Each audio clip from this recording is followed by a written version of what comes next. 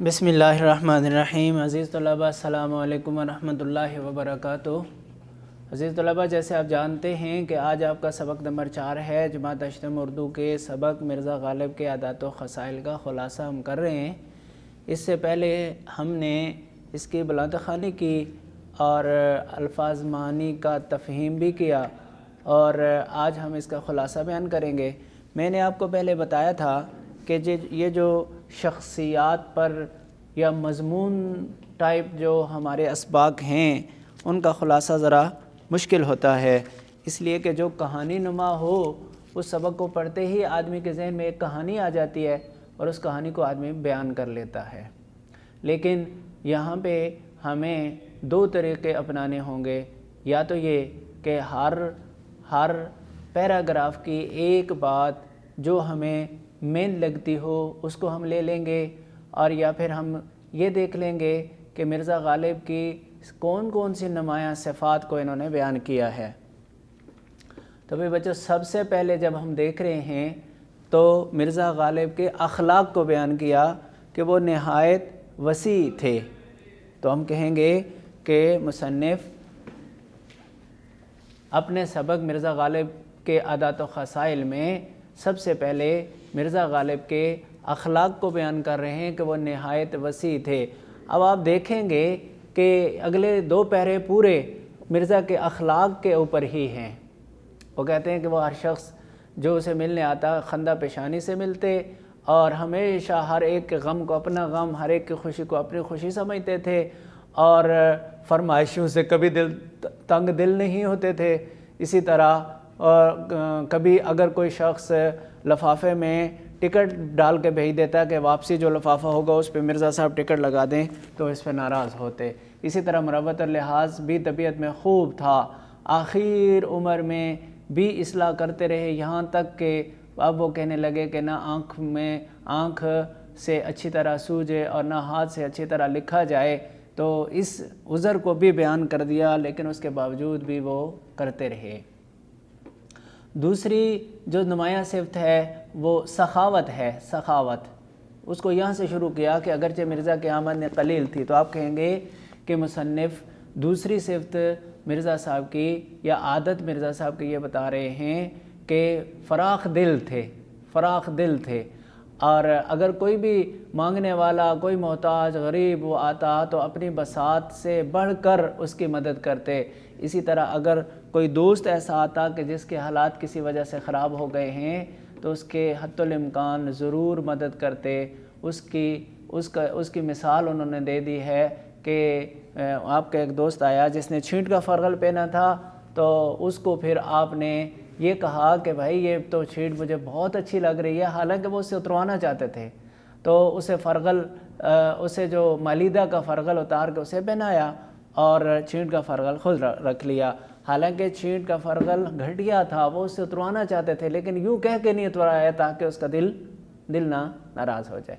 پھر اس کے بعد ظرافت کی بات کی، نمبر 3 پہ آپ کی صفت ظرافت کو بیان کیا ہے۔ ظرافت مزاح کو کہتے ہیں، ہلکے پھلکے مزاحی انداز میں بات کو سمجھا دینا، سمجھداری کے انداز میں مزاح۔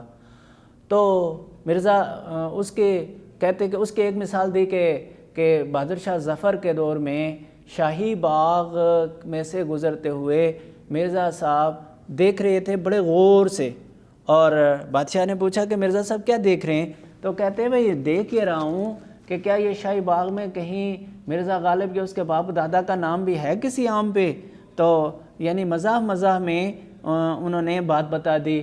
تو پھر بادشاہ نے ایک بہنگی آم کی بھر کے انہیں دی اور وہ ان کے گھر بھیجی۔ اسی طرح ایک دوسری مثال دی کہ ایک صحبت میں مرزا میر تقی میر کی تعریف کر رہے تھے اور ابراہیم ذوق موجود تھے، انہوں نے سودا پر میر کو ترجیح دی، سودا کو میر پر ترجیح دی۔ تو اس کو آپ بتانا کیا چاہتے تھے کہ بھائی میں یہ سمجھ رہا تھا کہ تم بھی میر تقی میر کی تعریف کرو گے، لیکن تم تو سودا کی تعریف کر رہے ہو، اور کہا کیسے کہ میں تمہیں میری سمجھتا ہوں، مگر اب معلوم ہوا کہ آپ تو سودائی ہیں۔ تو اس طرح سے وہ ان کی ظرافت کی یہ مثالیں دے رہے ہیں۔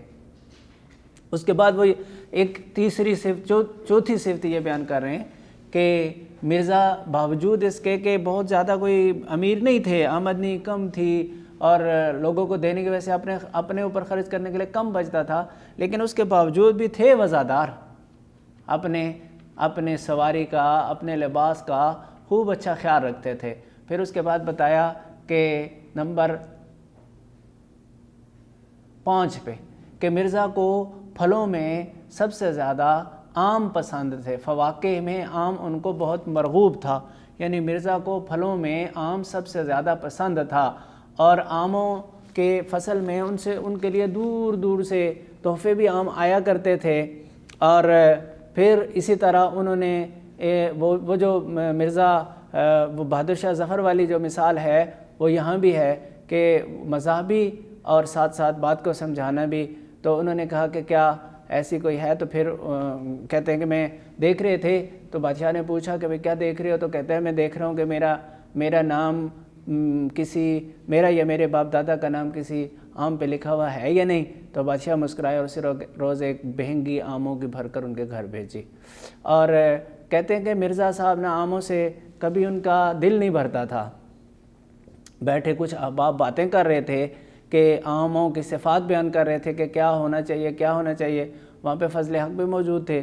انہوں نے مرزا سے کہا کہ آپ اپنی رائے دو، تو مرزا صاحب کہنے لگے بھائی میرے نزدیک تو آم میں صرف 2 باتیں ہونی چاہیے، میٹھا ہو اور بہت زیادہ ہو۔ تو سب حاضرین ہنس پڑے۔ تو بھائی بچوں، ہم نے مرزا صاحب کی 5 صفات کو ہلکی پھلکی مثالوں کے ساتھ بیان کیا ہے اس خلاصے میں۔ پہلی صفت ہے اخلاقی وسعت، وہ اس کے اندر پھر وہ چیزیں آ جاتی ہیں کہ اپنے دوستوں کے لیے وہ کیا کچھ کرتے تھے۔ دوسری ہے سخاوت، کہ کوئی بھی جو مانگنے والا ضرورت مند وہ ان کے ہاں سے خالی ہاتھ نہیں جاتا تھا۔